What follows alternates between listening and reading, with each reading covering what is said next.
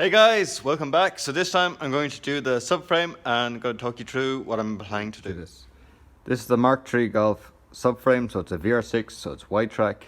It's Mark III because it has a cup holder there, has a second cup holder over there, whereas a Mark II, it would only have one cup holder and a V shape like this for the engine mount to sit in. So this is the K frame, so it looks like a K, and just to here to here. And my plan is to keep the K frame, but everything else is going to be Mark II Golf. So the Mark II Golf is narrow track and this is wide track. So on the wide track you have 5x100 hubs. All my wheels are 4x100, so I don't want to buy new wheels. I want all my wheels to be interchangeable between my Corrado and my Golf and my Mark II Golf, etc.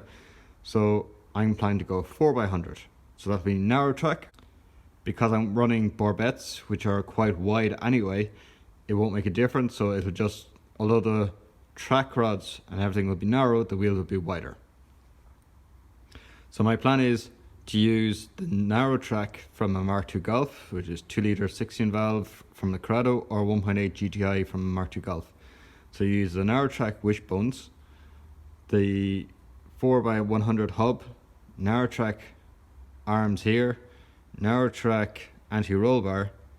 So basically it's like saying taking a knife, cutting it here, keeping the center as VR6 and everything on the outsides as 16 valve or GTI Mark II Golf. But first my plan is to strip everything and give it all a paint. Okay, now time for the rebuild. So there's the K-frame all painted. 2 clips for the anti-roll bar, 2 bushes, new ones for the anti-roll bar and the anti-roll bar itself. So now I have 2 wishbones either side, also ready to go on, but we're going to do the anti-roll bar first. So they go on here, and the frame here is actually bent in a certain way, and if it points up, that means it's the top side, and obviously if you had it upside down, like I currently have it, that actually means it's upside down. So that's the wrong way around, it should actually be the other way. Just well I spotted that. So that's now the top side, so we're ready to install. So I after putting a little bit of lithium grease both inside it here and inside the bush here as well, and just underneath it there as well. And what I've discovered is it makes it very easy to just push it in. You can push it in by your thumb. If you don't grease it, you'll be out with a hammer trying to whack the thing in. So that was my tip. So now to get the next piece, it slides in there. So if you can't get it in and it's not, you follow the curve, so that obviously follows this curve, so that's how you know how to put them in correctly. And obviously you want the flat piece on top. So next step. Here we go, this is the spare bush that I have, and you can see just here where my thumb is, there's a little tiny triangle. And when you're rebuilding the wishbones, this bush has to go into a certain direction. So you can see here, so there's a gap just here and a gap just here, and it's actually the rubbers join this side and this side, so it'd be like that. With the idea, it'd be like that. So if you remember the little triangle that I pointed at earlier on, just there. So when you put that down, there's another one just there. Might be better. You can see the triangle. There's a dot, and there's a dot on this one as well. So even if you flip it upside down, the dot is on both sides. So that triangle that's there has to point at that dot, and that's how you know that it's on the right way, because you had it 90 degrees out of phase or 90 degrees wrong. The wishbone, it wants to flap up and down this way, but you'd have this bush in the way, so it would actually wear through the bushing and your suspension and everything would probably be wrong. So that's how you know that it's just which way to put in the bushing, as opposed to this has a big bump on this side and has a little tiny cut this side. I think overall it doesn't really matter which way you put it on, as long as that triangle is still pointing at the dot. So now the plan is to install the 2 wishbones onto the K-frame. So I have my copper grease ready, and I'm going to spray both my bolts. I painted the heads but nothing else, so they're going to be covered in copper grease, and they go in through the top just up here they go in that way, and they're linking this onto the K-frame.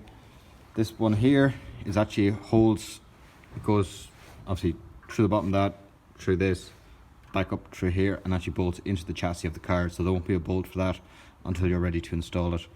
And there's drop links to go onto the ends here, and anywhere there's a bush I'm going to put a little bit of the grease, wherever it's gone, back here.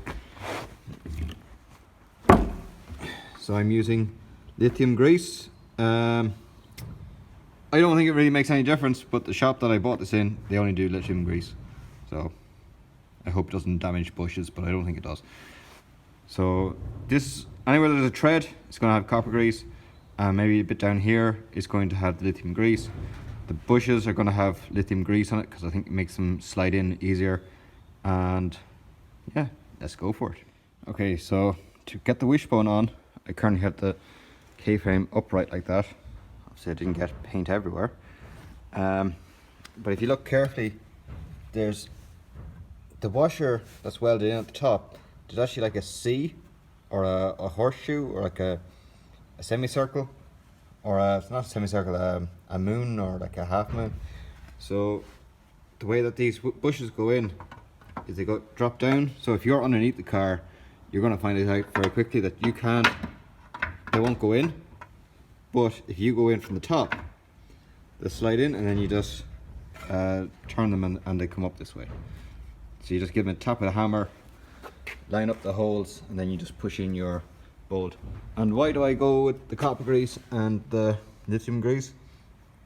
So if you don't do this, you're just asking for trouble later down the line. So at some stage these bushes will wear out. You'll want to, I don't know, do something and try to get them off, and you'll find that they are so rusted on that they won't release. So I always put copper grease on everything. It tightens up good and tight, and then when you go to release it, it will actually release. If you use WD-40, WD-40 is just a lubricant just to undo stuff. If you put WD-40 on this and then put the bolt in, after a few cycles of heat and dirt and debris and all the other stuff, it'll dry out and they'll still get rusted on. So the lithium grease is amazing stuff. That'll keep the back of it from rusting and keep the water out, and the copper grease will protect the treads and keep them lubricated. So I'm about to push these on, and then I'll just show a little bit of extra grease just in there to keep everything all right. And yeah, that'll be that rebuilt. So that's now those bolts all tightened up. So now to eye up these. So these are like roll pins. So you just tap them in there, and they'll compress as you're putting them in, and then they'll expand and lock it in. So if you're underneath the car and you're trying to get one of these out, more than likely this is stuck in it. So you just drag that out with a chisel. They're very light. All they do is just help lock everything together. Underneath this, the C that I was showing you, or the horseshoe, the reason for that is as you're accelerating and braking, both the bolt here, and that cup is all holding that in and stopping the momentum of the wishbone pulling out. So the only way to get it actually to come out is to undo it here and then slide it up and back. So that was the idea of this cup. So don't grind it off, it's very important. Here's these roll pins, I suppose. So you put them in there, and that'll be that piece. The reason why I was so telling everyone, make sure you put loads of grease onto your bolt here. So this is a K-frame off a wide track Corrado, and I'm putting narrow track onto it because I can use 4x100 wheels, and if you have wide track you only get 5x100 wheels. You can re-drill the 5x100 and get 4x100 and do loads of odd stuff, but this is the most simplest way I figured out of doing it. It's like basically just bite the bullet and just turn into narrow track. But I needed the K-frame from the VR6 because I needed both of these are cups or circles or tubes, where on the 16 valve it's kind of like there's a piece of metal in the shape of a Y instead of this big circle tube. So yep, and to get these off, these wouldn't come off. I managed to break my socket, so I ended up welding it to try to keep it together, and I had a big long pry bar and that still didn't work. These are 18s, they're not 19s, they're not 17s, they're 18s, and yeah, they suck to get off. So what I did was, because it's so rusted, I got a blowtorch and just left the heat on it. Didn't redden it, but just got really hot, and then just left it, and the heat soaked all the way through the bolt down to the rust, and just left it for a bit, maybe 2 or 3 minutes, and then went at it and then slowly wound out. So the heat had penetrated all the way down, but the head had gotten hard again because I didn't want it to be soft and suddenly ring it. And I used a really long pry bar and got it off. But I came to a point where I couldn't be arsed anymore to try and get it off any other way. I don't know, use WD-40 I suppose, and try to dribble it in or something like that, but that wasn't going to work. Heat is the only way of opening them when they're properly seized. Okay, so this is the drop link. So I put a little bit of lithium grease just in the center, and now I'm about to install it. So I have one side done. This is the second side. I tend to not record stuff while I'm doing stuff at the same time because I kind of need 2 hands. But that's it. Get some extra. Okay, so do the nuts now. These bushes are cupped. So there's a cup. The cup is pointing that way. The fat bit of the bush goes towards the cup. Skinny bit goes towards the center. It then goes into here. And again, the skinny bit points at the wishbone, fat bit points at the cup. And then the washer on top, so that'll again point with it'll point towards the bush or towards the wishbone with the dome touching the nut. So guys, unfortunately my camera stopped working, and that's all I have for this week. Hey guys, so thanks for watching. If you like watching this video and you want to see next week's video, please subscribe. Videos come out every Saturday where I continue on building the rest of this. If you like watching these videos and you want to support me, you can support me through PayPal. The link is in the description below. Don't forget to rate, comment and subscribe. See you next week.